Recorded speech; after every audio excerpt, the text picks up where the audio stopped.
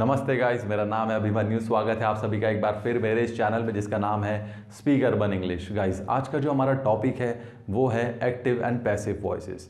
तो दोस्तों, आपको ध्यान रखना है कि टेंसेज में दो तरीके की वॉइसेस होती हैं। पहली होती है एक्टिव और दूसरी होती है आपकी पैसिव।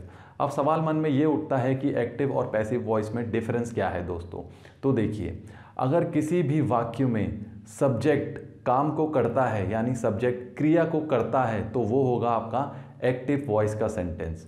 और किसी भी वाक्य में या तो सब्जेक्ट दिया ही नहीं है और या अगर दिया भी है तो वाक्यों में सब्जेक्ट के साथ द्वारा का प्रयोग किया गया है, द्वारा का प्रयोग किया होता है दोस्तों, तो वो होते हैं आपके पैसिव वॉइस के सेंटेंस। आपको मैं ये बेहतर उदाहरण के माध्यम से समझाता हूँ। तो आइए दोस्तों, उदाहरण के माध्यम से हम इसे बेहतर समझते हैं। देखिए, मैंने यहाँ पे आपके लिए कुछ सेंटेंसेस लिख दिए हैं। तो पहला है दोस्तों, मैं जा रहा हूँ।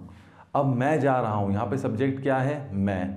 क्रिया कौन कर रहा है? मैं। तो मैं जा रहा हूँ, ये हो गया आपका एक्टिव वॉइस का सेंटेंस। ठीक है दोस्तों। अब सेकंड है, मुझे भेजा जा रहा है। मैं नहीं जा रहा हूँ, मुझे भेजा जा रहा है। किसके द्वारा? किसी बंदे के द्वारा या किसी इंसान के द्वारा मुझे भेजा जा रहा है, बट वो कौन है हमें नहीं पता। तो जो मुझे भेज रहा है वो आपका सब्जेक्ट है, बट वो नहीं पता मुझे। तो ये हो गया आपका पैसिव वॉइस। ठीक है। अब अगला है, मुझे राम के द्वारा भेजा जा रहा है। ये भी किसका सेंटेंस है दोस्तों? पैसिव वॉइस का। अब यहां पे देखिए, मुझे कौन भेज रहा है? राम भेज रहा है। तो सब्जेक्ट क्या हो गया आपका? राम। तो ये भी सेंटेंस है आपका पैसिव वॉइस का। तो दोस्तों, ये पहचानना बहुत ज़रूरी हो जाता है कि सेंटेंस एक्टिव वॉइस में है या पैसिव वॉइस में। दोस्तों देखिए, अगर सेंटेंस एक्टिव वॉइस में है तो आपकी जो हेल्पिंग वर्ब लगेगी वो टेंस के हिसाब से लगेगी, जो कि हम टेंस के चैप्टर में पढ़ चुके हैं। एक्टिव वॉइस में हेल्पिंग वर्ब लगेगी टेंस के हिसाब से। और अगर सेंटेंस पैसिव वॉइस में है तो आपके सामने अभी एक चार्ट आएगा जो मैं आपको समझा दूंगा। उस चार्ट के हिसाब से आपको हेल्पिंग वर्ब का यूज़ करना है। और ध्यान रखिए दोस्तों, अगर पैसिव वॉइस में कोई सेंटेंस है तो हमेशा हेल्पिंग वर्ब की थर्ड फॉर्म का यूज़ होगा दोस्तों, थर्ड फॉर्म का। तो आइए दोस्तों, अब चार्ट देख लेते हैं एक बार। तो दोस्तों, ये है वो चार्ट आपके सामने जिसे देखकर आप जो है पैसिव वॉइस में हेल्पिंग वर्ब्स का यूज़ करेंगे। तो पहला है दोस्तों आपका, देखिए, present indefinite tense. Present indefinite tense के जो वाक्य होते हैं उनकी पहचान क्या होती है? या तो उनमें ता आता है या ते आता है या ती आता है। ये सब मैं आपको टेंस के चैप्टर में पढ़ा चुका हूँ दोस्तों। अब देखिए, अगर एक्टिव वॉइस में है सेंटेंस तो हेल्पिंग वर्ब्स यूज़ होंगे आपके डू या डज। और अगर पैसिव वॉइस में है तो हेल्पिंग वर्ब्स क्या हो जाएंगे आपके? इज़, एम और आर। इसी तरह अगर प्रेजेंट कॉन्टिन्यूस का कोई सेंटेंस है तो रहा है, रही है, रहे है से वो एंड होगा। ठीक है दोस्तों। अब इसमें अगर एक्टिव वॉइस में है तो क्या यूज़ होगी हेल्पिंग वर्ब? इज़, एम और आर। और अगर पैसिव वॉइस में है तो क्या हो जाएगा? Is, am, are plus being. Being लग जाता है दोस्तों, is being, am being, are being. ठीक है दोस्तों। तो अगला है दोस्तों आपका present perfect. Present perfect tense की पहचान क्या होती है दोस्तों वाक्यों की? इसके एंड में क्या आता है? चुका है, चुकी है, चुके हैं, लिया है, दिया है, ली है, दी है, इस तरीके के।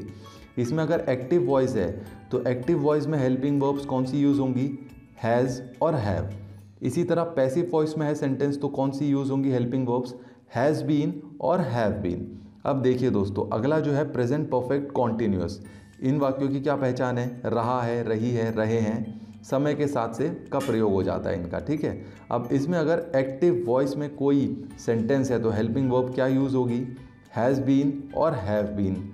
और पैसिव वॉइस में अगर कोई सेंटेंस है तो हेल्पिंग वर्ब कोई भी यूज़ नहीं होगी दोस्तों। ये आज बहुत इंपॉर्टेंट चीज़ है दोस्तों। हमारे 4 ऐसे सेंटेंस हैं जिनकी पैसिव वॉइस होती ही नहीं है। वो कौन कौन से हैं देखिए? Present perfect continuous tense, past perfect continuous tense, future continuous tense और फ्यूचर परफेक्ट कॉन्टिन्यूअस टेंस। तो दोस्तों, इन 4 टेंसेस की पैसिव वॉइस नहीं होती, ये आपको ध्यान रखना है। तो दोस्तों, बाकी के भी जो हमारे टेंसेज हैं ये आपके सामने लिखे हुए हैं मैंने, कौन सी हेल्पिंग वर्ब यूज़ होगी एक्टिव में और कौन सी यूज़ होगी पैसिव में। तो आप इन्हें एक बार देख लीजिए प्लीज़। अब दोस्तों, मैं आपको कुछ एग्जांपल्स दे देता हूं ताकि आप थोड़ा और बेहतर समझ पाएँ। देखिए, पहला है, मुझे स्कूल भेजा गया। ये टेंस है आपका पास्ट इंडेफिनिट। वॉइस कौन सी है? पैसिव वॉइस है, मुझे स्कूल भेजा गया। ठीक है। अब मैं इसे इंग्लिश में बोलूँगा तो क्या बोलूँगा? I was sent to school. ठीक है। राम को बताया गया है, राम को बताया गया है। कौन सा टेंस है? Present perfect. वॉइस कौन सी है? Passive voice. तो इंग्लिश में क्या हो जाएगा इसका अनुवाद? Ram has been told. अब अगला है मैंने सोचा था। मैंने सोचा था, कौन सा टेंस है? Past perfect. वॉइस कौन सी है दोस्तों? Active voice. तो क्या हो जाएगा इसका अनुवाद? I had thought. I had thought. अगला है दोस्तों उसे दिल्ली में देखा गया। उसे दिल्ली में देखा गया, कौन सा टेंस है? Past indefinite. वॉइस कौन सी है दोस्तों? Passive voice. तो इसका इंग्लिश में क्या हो जाएगा अनुवाद? He was seen in Delhi. तो दोस्तों ये थे आपके कुछ एग्जाम्पल्स एक्टिव और पैसिव वॉइस के। तो दोस्तों इन एग्जाम्पल्स को देखने के बाद अब आप समझ गए होंगे कि कौन सा सेंटेंस एक्टिव वॉइस में है और कौन सा पैसिव वॉइस में। तो दोस्तों ये था हमारा आज का topic active and passive voice. तो आई होप दोस्तों आपने इस लेसन से भी कुछ ना कुछ ज़रूर सीखा होगा।